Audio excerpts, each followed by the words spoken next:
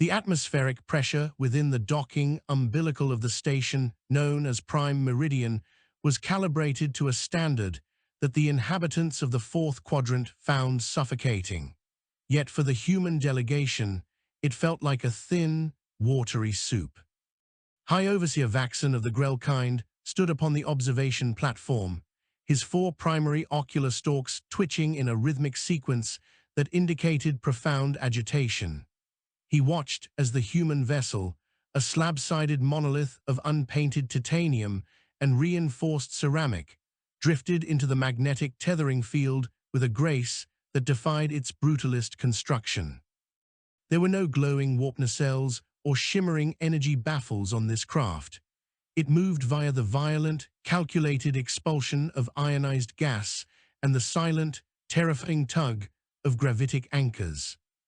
To the Grel-Kind, who had spent 10,000 years perfecting the art of soft tech through bioengineered hulls and crystalline lattices, the human ship looked less like a vehicle and more like a high-velocity kinetic penetrator that someone had mistakenly inhabited.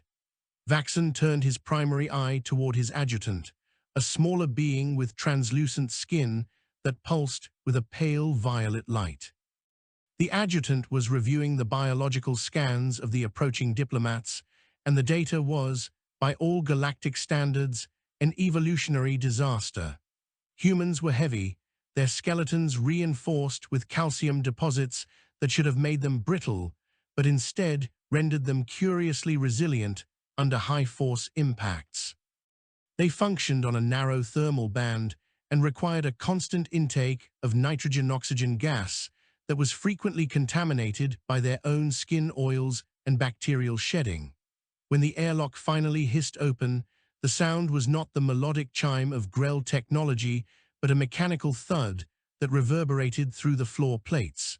3 humans stepped onto the platform. They did not wear the flowing, reactive silks of the High Council. They were clad in heavy, matte black fabrics woven with carbon nanotube fibers, designed for utility rather than aesthetic harmony. The lead human, an individual whose name was recorded as Solomon Vane, did not bow. He stood with a terrifying stillness, his forward-facing eyes locked onto Vaxon's central stalk. This was the hallmark of a predator species, an evolutionary leftover from a world of shadows and pursuit, yet Vane's expression was one of practiced, almost weary, diplomatic neutrality. Behind him stood 2 others, a woman whose skin was the color of deep earth and a man who looked as though he had been carved out of a mountain. They did not speak. They did not need to. The sheer physical presence of the humans created a displacement in the room, a psychological weight that the Grel-Kind, with their hollow bones and fluid-filled cavities, found physically distressing. Vaxon extended a manipulation tendril in a gesture of welcome, though his internal organs shifted with a sudden spike of cortisol analogues. He welcomed them to the Meridian, his voice translated through a series of harmonic resonators that attempted to bridge the gap between their guttural vocalizations and his own resonant clicks. Solomon Vane spoke, and the sound was a low-frequency rumble that seemed to vibrate in Vaxon's very thorax. He thanked the High Overseer for the invitation, but his words were clipped, stripped of the flowery honorifics that defined interstellar discourse. The humans were here because the Outer Rim was burning. A nomadic swarm of sentient machines, the Vor-Xul, had begun a systematic harvest of the systems bordering human space and Grel territory. The Grel-Kind had responded with elegance, deploying fleets of light-based drones and logic bombs designed to scramble the machine's processing cores. It had failed. The Vor-Xul did not think in a way that logic bombs understood. They functioned on a primitive, relentless directive of consumption. Vaxon explained that the Grel-Kind's defensive arrays had been bypassed by the sheer numerical superiority of the machine's swarm, and that the Council was considering a complete evacuation of the sector. Vane listened, his face an unreadable mask, his eyes never flickering toward the decorative displays or the intricate light sculptures that adorned the chamber. When Vaxon finished, the human stepped forward, his heavy boots making a sound like a hammer against the deck. He told the High Overseer that humans did not believe in evacuation when the soil was still warm. He stated that the human hegemony had monitored the Vor-Xul's progress and had concluded that the Grel-Kind were fighting the wrong war. "You are trying to argue with a storm," Vane said, "but we have spent our entire history learning how to build walls that the storm cannot break." The meeting moved to the tactical theater, a vast spherical room where holographic projections of the sector pulsed with the red light of encroaching hostiles. The Grel-Kind generals pointed to the elegant curves of their defensive lines, explaining the mathematical perfection of their retreat patterns. Vane looked at the map and saw only holes. He pointed to a small, unremarkable gas giant on the edge of the Grel core systems, a place called Vor-Xul 4. He told them that the human fleet would make its stand there. The Grel generals erupted in a chorus of clicking protests. Vor-Xul 4 had no strategic value, no refined element deposits, and its gravity well was a nightmare of turbulent flux. It was a graveyard for ships. Vane did not argue. He simply stated that the Vor-Xul followed the path of least resistance and greatest caloric density. By positioning the human fleet at Vor-Xul 4, they would create a gravitational and electromagnetic lure that the machine's sensors could not ignore. "We are going to offer them a meal they cannot swallow," Vane said, and for the first time, a small, grim smile touched his lips. It was not a smile of joy, it was the baring of teeth. Vaxon felt a chill that had nothing to do with the station's environmental controls. He realized then that the humans were not just allies, they were a different category of existence entirely. While the Grel sought to harmonize with the universe, the humans seemed to exist in a state of perpetual, controlled collision with it. As the humans departed to return to their ship, Vaxon watched them walk down the long corridor. They moved with a synchronized efficiency, their bodies leaning into the gravity of the station as if they were pushing against it. He wondered about the world that had birthed them, a world of tectonic shifts, apex predators, and a climate that swung between extremes with no regard for the life it sustained. The Grel-Kind had evolved on a world of eternal spring and calm seas, where intelligence was a tool for philosophy. On Earth, intelligence must have been a weapon. Vaxon looked at the tactical data the humans had left behind. It wasn't a set of coordinates or a list of ship tonnages. It was a series of stress test results for various metal alloys and a manual on the manual override of nuclear dampeners.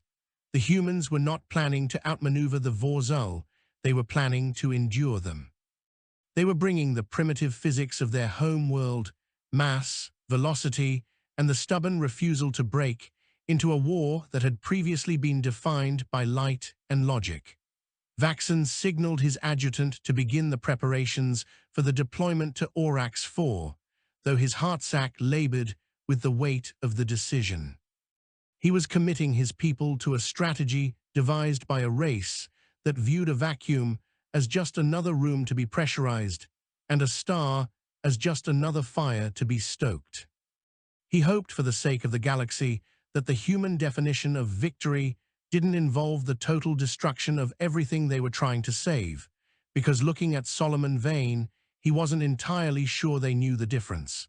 The human ship, the Indomitable, detached from the station with a violent burst of thrusters that scorched the pristine docking clamps of the Meridian.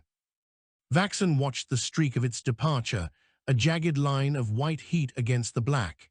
Inside the human ship, Vane stood on the bridge, which was a cramped, utilitarian space filled with the smell of recycled air and ozone. There were no holographic displays here, only flat panel screens and physical switches. His crew moved with a quiet intensity, their hands hovering over controls that were built to withstand the G-forces of high-speed combat. Vane looked at the main viewscreen, where the distant spark of Vor-Xul 4 was already being calculated into their flight path. He knew the Grel-Kind thought they were insane. He knew the rest of the galaxy looked at humanity as a relic of a more violent epoch. But as the engines hummed, a deep, subsonic vibration that settled in his marrow, Vane felt a sense of clarity. The Vor-Xul were coming, and they were bringing the cold logic of the machine.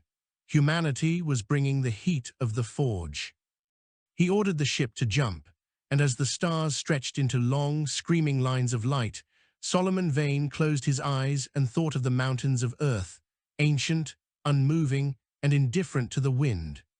The orbit of Aurochs IV was a chaotic slurry of metallic hydrogen clouds and jagged moonlets that ground against one another in a perpetual gravitational mill. Within this churning overhead, the human fleet did not drift with the elegant buoyancy of the Grel-Kind scouts. They anchored themselves.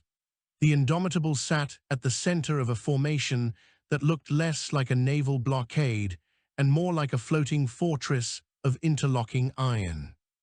Every vessel in the human contingent was a masterclass in redundancy, featuring hull plating that was triple-layered and interspersed with ablative gels designed to vaporize and disperse the heat of high-energy plasma. Solomon Vane stood at the tactical console, his feet magnetic-locked to the deck, as the ship shuddered under the influence of the gas giant's localized gravity shears. He was reviewing the deployment of the kinetic kill satellites, which were essentially massive slugs of depleted uranium outfitted with rudimentary thrusters and a death wish. The Grel-Kind observers, stationed in a shielded pocket of space 5,000 kilometers to the rear, sent frantic bursts of light data, questioning the lack of energy shielding on the human perimeter.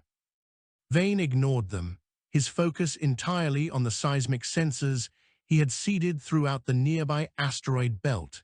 He knew the Vor-Xul were not coming through the traditional warp gates. They moved through the subspace layers like parasites through veins, and they would emerge where the gravitational tension was highest. The first indication of the swarm's arrival was not a visual contact, but a massive spike in electromagnetic interference that turned the ship's internal comms into a screeching wall of static.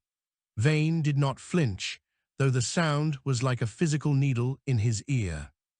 He signaled the fleet to go to high alert, which on a human ship meant the dampening of all non-essential life support and the rerouting of every spare watt of power to the railgun capacitors. The Vor-Xul emerged from the shadow of Aurochs IV primary moon, a roiling carpet of needle-thin ships that moved with a terrifying, insectoid synchronicity. There were thousands of them, perhaps tens of thousands, their hulls a dull, oily silver that seemed to drink the light of the distant sun. They did not communicate. They did not broadcast demands. They simply accelerated, a singular murderous intent translated into vector and velocity. The Grel-Kind adjutant, connected via a flickering emergency channel, whispered through the speakers that the humans should retreat, that the sheer volume of the machine swarm would strip their hulls to the bone in seconds. Vane looked at the screen, his pulse steady at 60 beats per minute, and keyed the fleet-wide broadcast. He told his crews to wait until they could see the microscopic pits in the enemy's lead hulls. He told them that tonight they were the anvil. When the order to fire finally came, it was not a synchronized volley of light, but a rhythmic, thundering staccato of physical force. The human railguns launched projectiles at a significant fraction of the speed of light, and because these were solid mass, there were no shields in the Vor-Xul arsenal that could simply deflect them. The machines were built to withstand the thermal bloom of lasers and the disruptive frequencies of iron cannons, but they were not prepared for the crude, ancient physics of a 3-ton slug of metal hitting them at 30 kilometers per second. The lead line of the swarm vanished in a cloud of expanding vapor and shattered circuitry. The impact of the kinetic rounds created a secondary debris field that the following Vor-Xul ships slammed into, their own momentum turning them into scrap. Yet the machines were relentless. They swarmed over the wrecks of their own kind, their plasma cutters flaring as they reached the outer skin of the Indomitable. The human ship groaned, a deep, metallic scream that could be felt in the teeth of everyone on board. The outer hull plates began to glow a dull cherry red as the Vor-Xul tried to melt their way inside. Vane felt the heat rising through the soles of his boots, but he remained motionless, watching the damage reports scroll by in a blur of amber text. Inside the cramped corridors of the ship, the human marine contingents were moving into position. They were not equipped with the elegant stun batons or sonic emitters of the Grel-Kind security forces. They carried heavy-barreled rifles that fired chemically propelled lead projectiles and wore suits of powered armor that doubled their physical mass. When the first Vor-Xul boarding drones cut through the airlock seals, they were met not by a diplomatic envoy, but by a wall of sustained, rhythmic gunfire. The machines were fast, their multi-jointed limbs ending in monomolecular blades, but they lacked the human capacity for improvised violence. A Marine whose armor had been breached by a plasma torch did not retreat. He used his magnetic tether to pull the drone into a crushing embrace, detonating a handheld thermite charge that melted both the machine and his own chest plate into a single lump of slag. This was the horror of human warfare that the rest of the galaxy chose to forget, the willingness to trade a life for a position, to turn one's own body into a weapon of last resort. The Grel-Kind observers watched the telemetry in stunned horror, unable to comprehend a biological species that fought with the cold, sacrificial logic of a machine. On the bridge, the air was becoming thick with the smell of scorched insulation and the metallic tang of blood. A Vor-Xul ship, larger than the rest and bristling with sensory arrays, had latched onto the Indomitable's primary engine housing. The ship's internal temperature was spiking as the machines began to bypass the cooling loops. Vane's second-in-command, a woman with a jagged scar across her temple, looked at him with an expression of grim expectation. She suggested they vent the engine compartment to vacuum to snuff out the heat signatures and kill the boarding parties. Vane shook his head. He knew that the Vor-Xul were learning. If they vented now, the machines would simply adapt their grip. Instead, he ordered the ship to perform a violent three-axis rotation using the secondary thrusters. The maneuver was suicidal in such close proximity to the gas giant's gravity well, and the G-forces alone threatened to snap the necks of anyone not properly restrained. The Indomitable spun like a wounded beast, the centrifugal force tearing the Vor-Xul drones from the hull and flinging them into the crushing depths of Aurochs 4. The ship's frame buckled and shrieked, but the welds held. The human obsession with structural over-engineering had saved them where the Grel-Kind's elegant, lightweight lattices would have shattered like glass. As the first wave of the swarm began to break, realization dawned on the Grel-Kind High Command. The humans weren't just defending a point in space, they were using themselves as a whetstone to dull the enemy's blade. For every human ship lost, hundreds of Vor-Xul vessels were reduced to clouds of tumbling iron. The swarm, which had previously moved with the terrifying grace of a single organism, began to hesitate. Its central processing nodes were struggling to calculate the cost-benefit analysis of an opponent that didn't follow the universal laws of self-preservation. Vane watched the enemy's formation fracture, his eyes narrow and predatory. He ordered the remaining ships in his fleet to fix bayonets, a metaphorical command that meant the transition from defensive fire to a full-speed, forward-thrusting charge. The human ships burned their engines to the point of catastrophic failure, turning themselves into massive, glowing lances of heat and mass. They drove straight into the heart of the machine's swarm, ignoring the fire that raked their sides. It was a display of sheer, unadulterated stubbornness that defied every tenet of modern galactic warfare. By the time the sun began to peek over the curve of Aurochs 4, the space around the planet was a graveyard of silent metal. The Vor-Xul remnants had retreated, their logic cores presumably overloaded by the statistical impossibility of the human resistance. The Indomitable was a wreck. Its port side was a cavernous ruin, its engines were dead, and half its crew was gone. But it was still pressurized, and it was still there. Solomon Vane sat on the floor of his bridge, his armor scorched, and his hands shaking with the aftereffects of an adrenaline crash. He looked at the Grel-Kind transmission that was finally coming through clearly. The High Overseer was speaking, his voice trembling with a mixture of awe and profound discomfort. He called the human victory a miracle of the spirit. Vane spat a mouthful of copper-tasting phlegm onto the deck and wiped his mouth with the back of a bruised hand. He told the Overseer that it wasn't a miracle. It was just a matter of having a higher melting point than the other guy. He looked out at the drifting debris of his fleet and the shattered husks of the machines, and he knew that this was only the beginning. The Vor-Xul would be back, but they would return with the knowledge that there was a species in this galaxy that did not know how to break.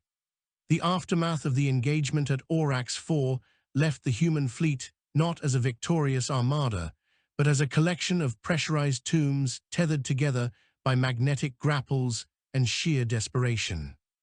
Solomon Vane stood in the engineering bay of the Indomitable, the air here thick with the smell of ionized coolant and the copper tang of blood that had dried on the deck plates. The Grel-Kind had sent a repair tender, a vessel of shimmering iridescent alloys and automated nanite swarms that hummed with a melodic frequency as it approached. The High Overseer's engineers offered to harmonize the human hulls, suggesting they could regrow the shattered titanium sections using biometallic lattices that would be lighter and more efficient. Vane, holding a heavy pneumatic wrench that felt like an extension of his own scarred arm, looked at the Grel technician, a spindly being encased in a pressurized suit of translucent silk, and told him to keep his magic dirt away from the ship's spine. Humans did not trust things that grew, they trusted things that were forged, welded, and bolted.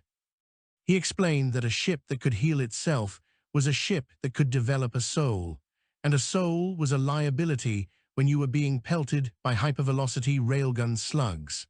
The Grel technician's ocular stalks retracted in a gesture of profound confusion, unable to grasp the human's reverence for the inanimate and the rigid.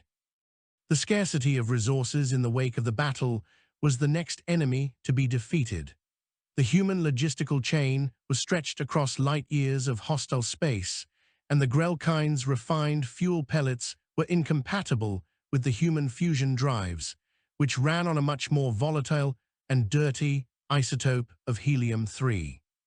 To solve this, the human engineers did something that the High Council of the Grel-Kind would later describe as a form of technological sacrilege.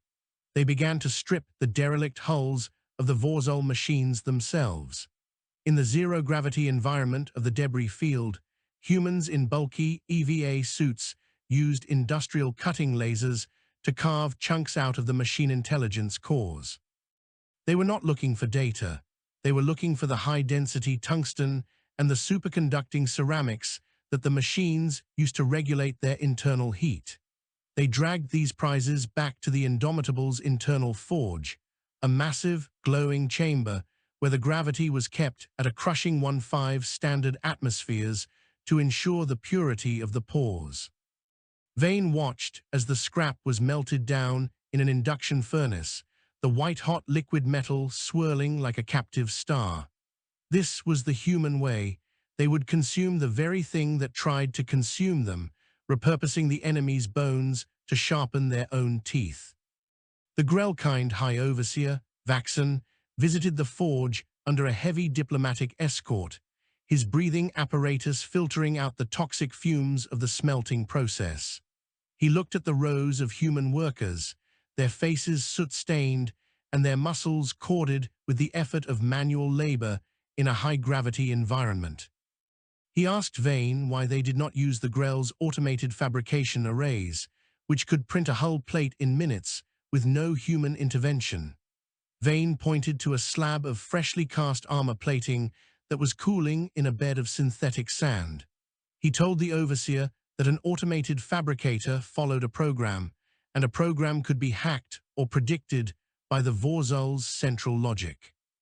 But a human smith, feeling the vibration of the metal under a hammer, could sense the microscopic fissures and the structural inconsistencies that a machine would ignore. "We are putting our own stubbornness into the iron," Vane said, and Vaxon realized with a start that the human was not speaking metaphorically. There was a psychological weight to this labor, a ritual of resilience that turned the act of repair into an act of defiance.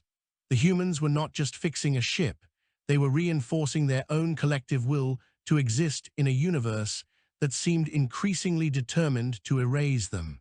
By the midpoint of the repair cycle, the Indomitable looked like a Frankenstein's monster of galactic engineering. Its sleek black prow was now patched with the dull, oily silver of the Vor-Xul alloys, and its sensor arrays were reinforced with Grel-Kind crystalline lenses that the humans had modified by encasing them in heavy lead shielding. The human crew had also begun to adapt their tactics based on the data recovered from the machine husks. They discovered that the Vor-Xul did not use a centralized command and control hierarchy. They functioned on a swarm intelligence that relied on high-frequency gravitational pulses for coordination. The humans, led by a communications officer whose eyes were perpetually bloodshot from lack of sleep, developed a noise generator that was essentially a massive, unshielded fusion reactor core mounted to a drone. It would produce such a violent, chaotic gravitational signature that it would be like a flashbang to the machine's swarm's senses. It was crude, it was dangerous, and it was brilliantly human. They were not trying to outsmart the machines with elegant code. They were trying to deafen them with the cosmic equivalent of a scream. The human ship's interior was becoming a labyrinth of improvised systems. To compensate for the loss of the primary life support processors, the crew had installed a series of chemical scrubbers that used a caustic lime solution to strip the carbon dioxide from the air. The resulting atmosphere was sharp and tasted like a thunderstorm, but it worked. The humans thrived in this environment of makeshift solutions and perpetual motion. While the Grel-Kind spent weeks in meditation and consensus building to decide on their next strategic move, the humans were making 1,000 tiny decisions every hour, adjusting a valve here, tightening a bolt there, and constantly testing the limits of their battered equipment. Vane walked the corridors, his presence a stabilizing force for a crew that was operating on the ragged edge of exhaustion. He saw a young engineer sleeping in a niche between two power conduits, her hands still clutching a soldering iron. He did not wake her. He knew that the sleep of a human who has worked until their body fails is a sacred thing, a deep dive into the primal darkness from which they had all emerged. As the human fleet began to show signs of renewed life, the Vor-Xul returned. This time, they did not come in a carpet formation. They emerged from subspace in a series of jagged, spear-like wedges designed to pierce the human lines and strike at the heart of the formation. The Grel-Kind's sensory arrays screamed a warning, their light signals flickering with panic. Vane, standing on his bridge with a cup of bitter, reconstituted coffee in his hand, gave the order to seal the blast shutters. He did not need to see the enemy to know where they were. He could feel the vibration of their approach through the deck plates, a rhythmic thrum that matched the beating of his own heart. He looked at his tactical officer and nodded. The noise generator drones were launched, their reactors pushed to the point of imminent meltdown. The space around Orax 4 erupted in a kaleidoscope of gravitational distortion, and for a moment, the Vor-Xul spears wavered, their precision guidance systems scrambled by the human-made chaos. Vane did not miss the opportunity.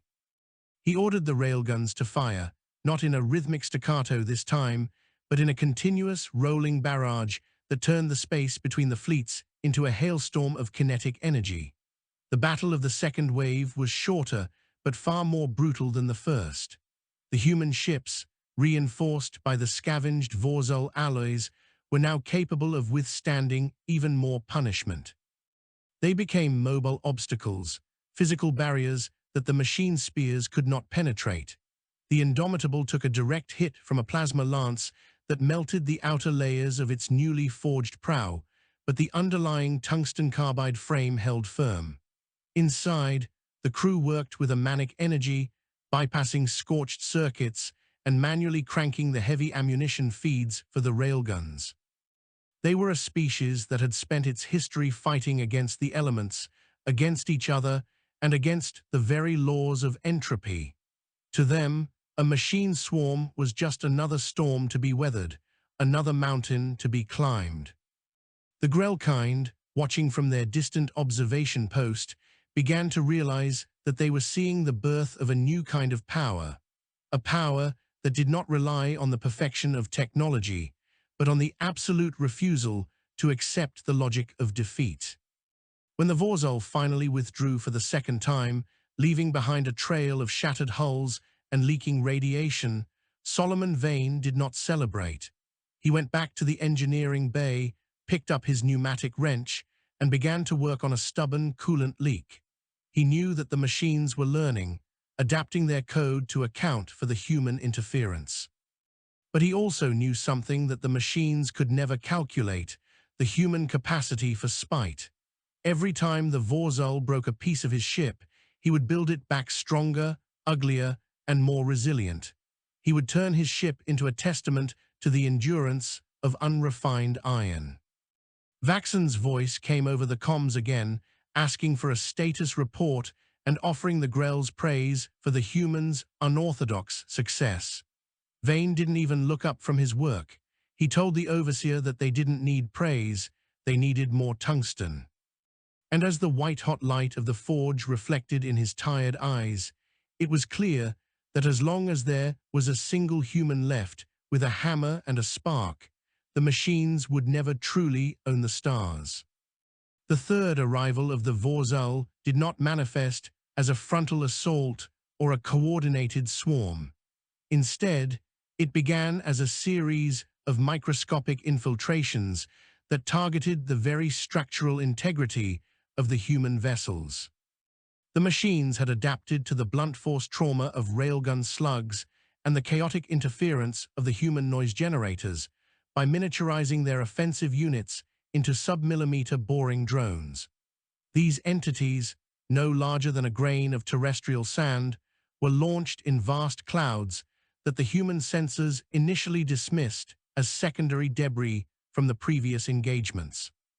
Solomon Vane was standing in the secondary observation lounge of the Indomitable, watching the shimmering dust of Aurak's 4 rings, when the first hull integrity alarm began to wail.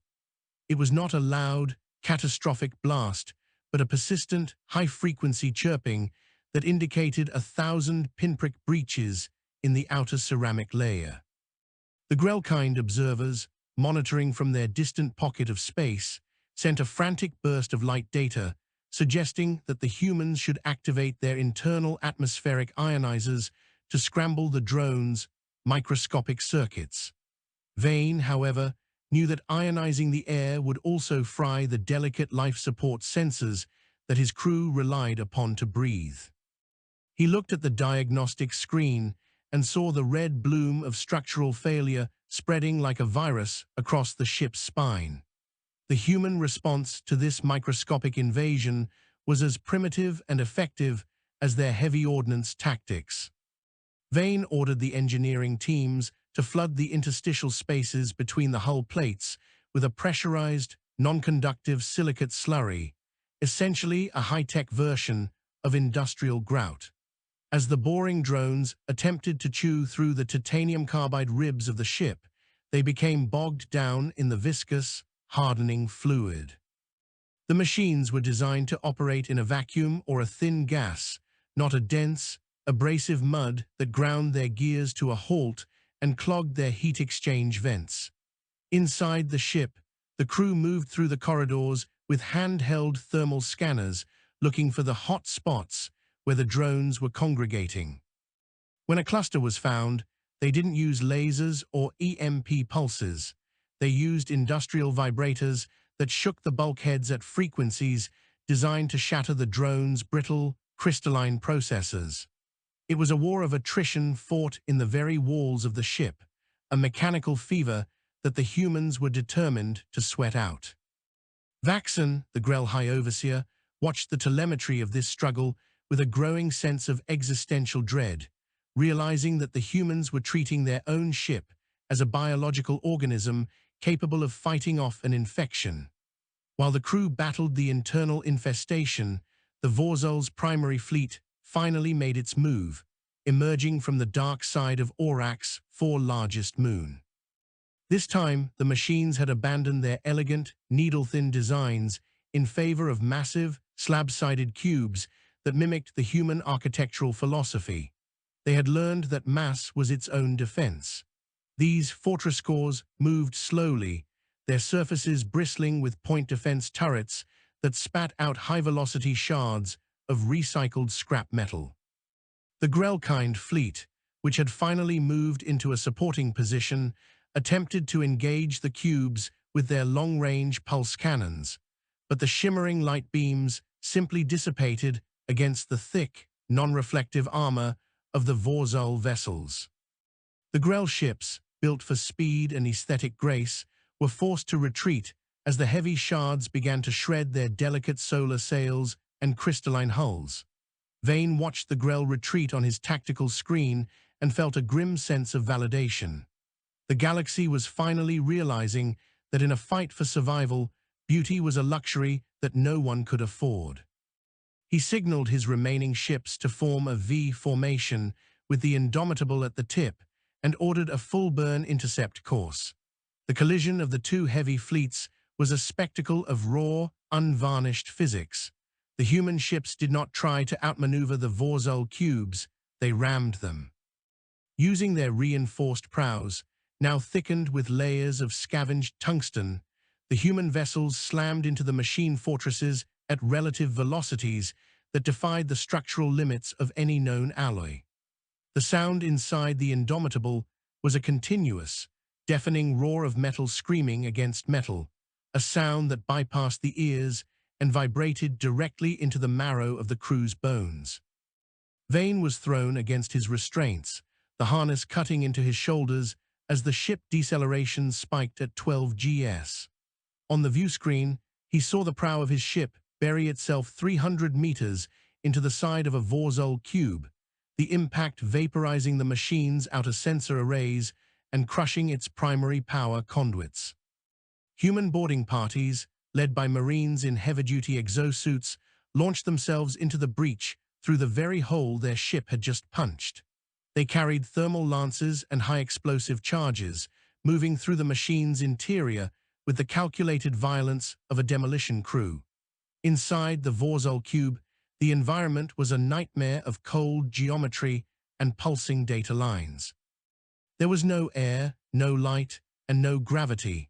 The human Marines moved by magnetic boots and grappling hooks, their headlamps cutting through the absolute dark. They found that the interior of the machine was not a series of rooms, but a solid block of integrated circuitry and processing nodes. To stop it, they didn't need to find a bridge or a command center. They just needed to create a large enough disruption in the physical flow of electrons. They began planting breaker charges, massive capacitors that, when detonated, would flood the machine's local network with a surge of raw, unconditioned power. The Vor-Xul reacted by deploying internal repair units, spider-like drones that tried to dismantle the Marines' suits while they worked. The combat was silent and brutal, a struggle of wrenches against claws and boots against sensors. One Marine, his oxygen tank punctured by a machine limb, used his final moments to jam his thermal lance into the cube's primary cooling manifold, turning the surrounding processors into a puddle of molten silicon before he succumbed to the vacuum. Back on the bridge of the Indomitable, Vane received the signal that the breaker charges had been set. He ordered the ship's engines into full reverse, the thrusters screaming as they fought to pull the vessel out of the machine's cooling carcass. The metal groaned and snapped, the docking clamps and forward hull plates tearing away and remaining embedded in the Vor-Xul cube like the teeth of a shark in its prey. As the Indomitable backed away, the charges detonated. A series of blue-white electrical arcs rippled across the surface of the Vor-Xul fortress, followed by a slow, agonizing expansion of the entire structure as its internal gases heated and burst the seams. The machine did not explode in a spectacular fireball. It simply fell apart, its components drifting away like the soot of a burned-out fire. Vane watched the destruction with a cold, detached satisfaction. He knew that for every cube they destroyed, the Vor-Xul were building two more, but he also knew that the machines were now afraid, or as close to fear as a logic gate could get. They were encountering a variable they could not quantify, the human willingness to destroy their own tools to ensure the destruction of the enemy. The Grel-Kind High Overseer contacted Vane after the engagement, his image on the comms screen flickering with static. Vaxon looked physically diminished, his ocular stalks drooping in exhaustion. He asked Vane how much longer the humans could sustain this level of attrition. He pointed out that the human fleet was down to 40% operational capacity and that the crew was showing signs of extreme psychological stress. Vane looked at his own hands. They were covered in a fine layer of grey dust, and his fingernails were broken from helping the engineering teams. He told Vaxon that humans had a long history of living in ruins. He explained that as long as there was air in the tanks and a few rounds left in the magazines, the mission hadn't changed. The Grel-Kind, he suggested, should stop worrying about the human stress and start focusing on how to build ships that didn't shatter the moment things got interesting. The Overseer went silent, the translation matrix struggling to convey the mixture of offense and admiration he felt. He finally asked what the humans intended to do when the next wave arrived, as it surely would. Vane turned away from the screen and looked out at the debris field of Aurochs 4. He could see the wreckage of his own ships mingled with the remains of the Vor-Xul, a jagged belt of iron that now orbited the gas giant. He told the Overseer that they weren't going to wait for the next wave. He had realized that the Vor-Xul were not just a fleet, they were a construction project. They were using the raw materials of the sector to build themselves into an unstoppable force. If the humans stayed on the defensive, they would eventually be ground down by the sheer weight of the machine's industrial output. Therefore, the only logical step was to take the fight to the source, the Vor-Xul's primary processing hub, located in the high-pressure depths of the Aurochs 4 atmosphere itself. The Grel-Kind erupted in a chorus of protests over the comms, claiming that no ship could survive the pressure and the electromagnetic storms of the planet's interior. Vane ignored them. He began drafting the orders for the deep-dive maneuver, a plan that involved coating the human ships in a thick layer of reinforced lead and ice, turning them into primitive bathyscaphs. It was a plan born of desperation and the peculiar human talent for finding the most difficult path and walking it anyway. As the chapter of the defensive war closed, the human fleet began its transformation. The Indomitable was stripped of its non-essential external sensors and coated in a crude, protective shell of frozen wastewater and crushed rock, a thermal shield that would ablate away as they descended into the crushing depths of the gas giant. The crew worked in a state of grim focus, knowing that they were about to enter an environment where the very air would try to crush them flat. Solomon Vane stood at the prow of his ship, his hand resting on the cold, damp surface of the ice shield. He felt a strange sense of kinship with the machine's swarm. They were both outsiders in this sector, both driven by a relentless need to reshape the universe in their own image. But the machines were driven by code, while the humans were driven by something far more volatile and unpredictable. As the first human ship tipped its nose into the swirling orange clouds of Aurochs 4, Vane knew that the machines were about to learn the final, most important lesson of human history, that a cornered animal is the most dangerous thing in the galaxy, especially when that animal knows how to build a bigger hammer. The descent into the atmospheric mantle of Aurochs IV was an exercise in sensory deprivation and the terrifying reality of fluid dynamics. The Indomitable was no longer a starship. It had become a crude, weighted lung, sinking through layers of metallic hydrogen and ammonia clouds that grew increasingly dense with every kilometer of depth. The outer shell of ice and wastewater, frozen solid in the vacuum of space, began to hiss and steam as it encountered the friction of the planet's upper reaches. Inside the hull, the sound was not the hum of engines, but a continuous, rhythmic groaning of titanium ribs being compressed by the rising weight of the sky. Solomon Vane stood in the center of the bridge, his body tilted to compensate for the erratic buffeting of the superstorms. The Grel-Kind had long ago abandoned their attempts to track the fleet, their long-range sensors unable to penetrate the electromagnetic screaming of the gas giant's core. To the rest of the galaxy, the human fleet had simply vanished into the abyss, committing a collective act of madness that looked more like a mass funeral than a military maneuver. But Vane knew that the Vor-Xul were down here. The machines did not just inhabit space. They required the raw, pressurized energy of planetary cores to feed their massive processing requirements, and Aurochs IV was the beating heart of their local hive. The darkness outside the viewports was absolute, broken only by the occasional, violent flash of lightning that spanned hundreds of miles, illuminating the swirling orange and violet vortices of the deep atmosphere. These were not the fleeting sparks of Earth. They were massive, sustained discharges of energy that threatened to short-circuit the ship's primary power grid. Vane ordered the crew to switch to manual mechanical controls for the steering vanes. In the engineering bays, teams of humans pulled on heavy iron levers and cranked massive wheels to tilt the ship's external fins, fighting against the crushing currents of the gaseous sea. There was a primal simplicity to it that the Vor-Xul had never anticipated. The machines relied on fine-tuned gravitic sensors and light-speed data links to maintain their position. But in the churning, ionized soup of the lower mantle, those systems were failing. The humans, meanwhile, were relying on the same physics that had guided their ancestors' submarines through the depths of the Pacific. They used primitive sonar, the bouncing of sound waves off the dense layers of the atmosphere, to map their surroundings, a method so loud and crude that it acted as its own weapon against the machine's sensitive auditory arrays.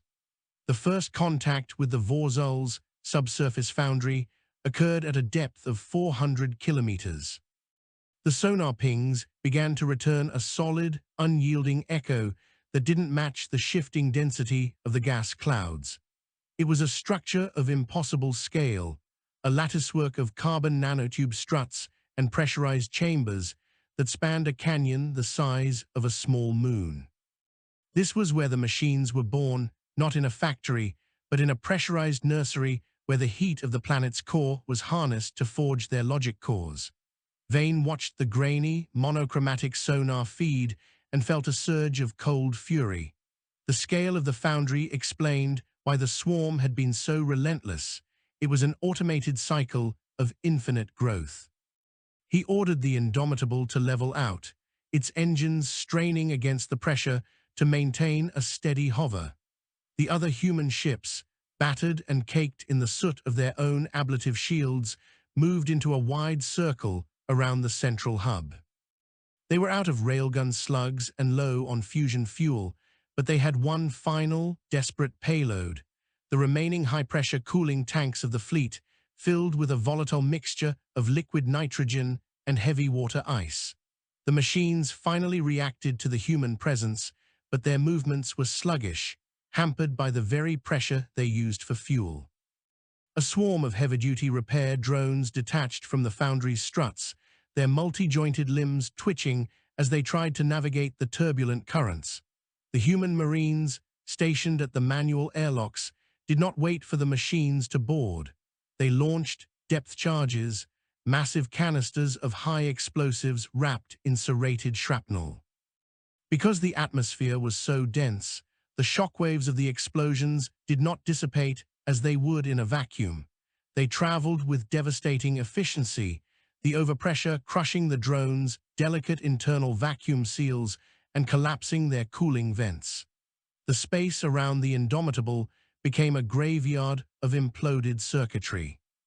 Vane did not blink as a shockwave rattled the bridge, sending a shower of sparks from a secondary console. He was focused on the Foundry's primary support pillar, a structure of solid diamond lattice that held the entire complex against the planet's gravity. He gave the order for the final vent. The human ships opened their primary ballast tanks, releasing the liquid nitrogen into the superheated atmosphere of Vor-Xul's foremantle. The result was a catastrophic thermal shock. The sudden, extreme cooling caused the pressurized gas around the Foundry to contract violently, creating a localized vacuum that the surrounding atmosphere rushed in to fill. The sonic boom of the collapsing gas was loud enough to fracture the Indomitable's internal viewports, but the effect on the Foundry was even more profound. The diamond lattice struts, brittle despite their strength, could not handle the rapid temperature swing. They began to crack, the sound of their failure echoing through the sonar like a series of mountain-sized gunshots. The Vor-Xul hive mind attempted to compensate, rerouting power to the stabilization thrusters, but the human fleet was already moving. They drove their ships like battering rams into the fracturing supports, using their own remaining momentum to widen the cracks. As the Foundry began its long, slow tumble into the crushing depths of the planet's core, a sense of grim finality settled over the human crew. They had done what the Grel-Kind and the other advanced species thought impossible. They had found the enemy in the one place they felt safe and destroyed them with the very environment they called home. But the cost was becoming clear. The Indomitable's engines were failing, the fuel pumps choked by the soot of the atmosphere. They were sinking. Vane looked at his tactical officer, a man whose face was a mask of sweat and grease, and saw no fear, only a quiet, exhausted acceptance. They had traded their lives for the survival of the sector, a bargain that humans had been making since the first of them stood at the mouth of a cave to face a predator. Vane sat back in his command chair, feeling the weight of the planet pressing down on him, and reached for the comms unit. He didn't call for help. There was no one who could reach them. He simply broadcast a short-range message to the rest of the fleet, telling them to hold the line until the end. But the universe, or perhaps the sheer stubbornness of the human engineers, wasn't finished with them yet. Deep in the bowels of the ship, a head engineer whose name would never be recorded in the Grel-Kind's flowery histories had bypassed the primary fuel regulators. He began feeding the ship's own atmospheric scrubbing chemicals into the fusion reaction, creating a dirty burn that produced a massive, unstable surge of thrust. It was a gamble that should have vaporized the ship, but instead, it gave the Indomitable a momentary, violent burst of speed. The ship lurched upward, its frame screaming as it fought against the gravity of Vor-Xul 4. One by one, the other human vessels followed suit, their engines flaring with the green and violet light of chemical impurities. They were rising like bubbles in a heavy syrup, leaving the ruined machine foundry to be crushed into nothingness far below. They were broken, they were bleeding, and they were breathing air that tasted like battery acid, but they were climbing back toward the stars. When the Indomitable finally broke through the upper cloud layers and saw the blackness of space once again, the sight was almost blinding. The Grel-Kind scouts were still there, hovering at the edge of the system like nervous ghosts. Vaxon's voice crackled over the emergency channel, his words a stuttering mess of disbelief and awe. He asked how they had survived, how they had managed to fight in a place where physics itself was the enemy. Vane, leaning his head against the cold metal of his console, didn't have the energy for a long explanation. He simply told the High Overseer that the humans had spent 10,000 years learning how to breathe under pressure, and that a gas giant was just a very large ocean with a different set of rules. He looked out at his fleet, what was left of it, and saw that while their hulls were blackened and their lines were jagged, they were still under power. They had survived the descent, and in doing so, they had proven that the human spirit was the only material in the galaxy that didn't have a crush depth. The emergence from the gravity well of Aurochs IV did not resemble the triumphant return of a conquering hero. It was the slow, agonizing ascent of a drowning man reaching the surface. The Indomitable was no longer the sleek monolith that had first docked at Prime Meridian. Its hull was a mosaic of scorched tungsten, jagged Vor-Xul alloy patches, and a thick, sooty crust of planetary carbon that had been baked into its skin by atmospheric friction. As the ship leveled out in the high vacuum, the human crew did not cheer. They collapsed. The silence that filled the bridge was not one of peace, but of total physical and cognitive depletion. Solomon Vane remained in his command chair, his hands locked onto the armrests as if he were still bracing for the three-axis rotations of the deep dive. His vision was clouded by the burst capillaries in his eyes, but he could see the shimmering, iridescent hulls of the Grel-Kind fleet approaching. They moved with a hesitant, almost reverent slowness, their light arrays pulsing in a slow, golden rhythm that translated to a galactic hymn of mourning and respect.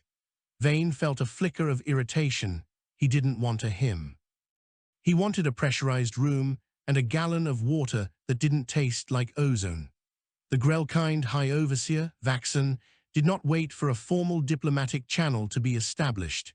He boarded the Indomitable via a pressurized shuttle, stepping onto a deck that was covered in a layer of gray dust and discarded hydraulic fluid. He was accompanied by his own medical staff, who carried advanced regenerative gels and neural stabilizers, but the human medics waved them away. The humans were already busy with their own methods, stapling wounds shut, administering high-dose stimulants, and using heavy-duty duct tape to seal leaks in the life support pipes. Vaxon found Vane in the secondary engineering hub, where the commander was overseeing the manual cooling of the primary reactor core. The air was a thick, humid fog of recycled moisture and burnt insulation. Vaxon stood before the human, his ocular stalks retracting in the face of such raw, unvarnished hardship. He told Vane that the Vor-Xul signal had gone dark across the entire sector. The destruction of the Aurochs IV foundry had triggered a cascading logic failure in the remaining swarm clusters. The war, by all mathematical models, was over. The humans had not just won a battle, they had amputated the enemy's heart. Vane looked at the Overseer, his face a landscape of exhaustion and grime. He didn't ask about the victory or the fate of the galaxy. He asked about the cost. He pointed to the tactical screen, which showed only 12 human ships remaining out of the original 50. The others were scattered across the orbital planes of Aurochs IV or crushed into the metallic hydrogen of its core. Vaxon spoke of the eternal memory that the Grel-Kind would maintain for the fallen, but Vane cut him off with a gesture of his bruised hand. He told the Overseer that humans didn't need to be remembered in songs or light sculptures. They needed the Grel-Kind to understand that this piece was a fragile physical thing that had to be maintained with the same grit and grease that had won it. He explained that the Vor-Xul were merely one expression of a universe that favored the cold and the efficient. If the Grel-Kind intended to survive the next epoch, they would have to learn how to get their hands dirty. They would have to learn that the elegance of their philosophy was a byproduct of the safety that people like his crew provided by living in the mud. In the weeks that followed, the human fleet began the long journey back to the hegemony borders. They refused the Grel-Kind's offer of a tow, insisting on limping home under their own jury-rigged power. This was the final act of the campaign, the demonstration of self-reliance. As they passed through the core systems of the Grel-Kind, the inhabitants of 1,000 worlds watched the battered, blackened ships crawl across their skies. The humans became a living legend, a species that had looked into the maw of a machine god and decided to punch it in the teeth. But for the crew of the Indomitable, the reality was much more mundane. They spent their days scraping carbon off the walls, recalibrating oxygen sensors, and mourning their dead in the quiet, stoic way of a people who knew that grief was a weight that had to be carried, not solved. There were no medals handed out on the voyage home. There was only the satisfaction of a job finished and the knowledge that the welds they had made in the heat of battle were still holding firm. When the Indomitable finally reached the outer outposts of human space, the welcoming committee was not a parade of ships, but a single, massive construction platform and a fleet of tankers. The hegemony did not waste time with ceremony. They knew that a ship returning from the front was a ship that needed steel, fuel, and rest. Solomon Vane stood on the observation deck as the first magnetic umbilical locked into place. He watched as the fresh repair crews swarmed over his ship's hull, their torches flaring like tiny stars against the dark. They were already beginning to strip away the scarred Vor-Xul plating and replace it with new, reinforced human iron. The cycle of persistence was beginning again. Vane realized then that this was the true nature of humanity. They were a species of the forge, defined not by their triumphs, but by their willingness to be broken, melted down, and recast into something even more stubborn than before. Vaxon sent a final transmission from Prime Meridian, a message that would be archived in the human historical vaults for centuries. He wrote that the galaxy had spent eons trying to transcend the limitations of matter, seeking to become beings of pure light and thought. But the humans had shown them that there was a profound, terrifying beauty in matter itself, in the weight of a hammer, the heat of a furnace, and the friction of a soul against the void. He thanked the humans for reminding the Grel-Kind that the universe was not a puzzle to be solved, but a storm to be weathered. Vane read the message and didn't reply. He was too busy helping his second-in-command fix a stubborn door seal that had been sticking since the third wave of the assault. He didn't need the gratitude of 1,000 worlds. He just needed the air to stay inside the ship and the floor to stay under his feet. As the Indomitable was pulled into the massive dry dock of the hegemony's primary shipyard, the sun of the human home system rose over the curve of the station. It was a yellow, unremarkable star, but its light caught the jagged edges of the ship's prow, turning the scars and the soot into a shimmering crown of gold and silver. Solomon Vane walked away from the viewport and headed toward the barracks, his boots making that familiar, heavy thud against the deck. He was tired, his body was aching, and his mind was a catalogue of losses. But as he closed his eyes to sleep for the first time in a week, he felt the steady, rhythmic vibration of the station's life support systems around him. It was the sound of a species that was still breathing, still building, and still refusing to move for anyone. The war was over, but the work, the beautiful, grinding, heavy work of being human, would never be finished.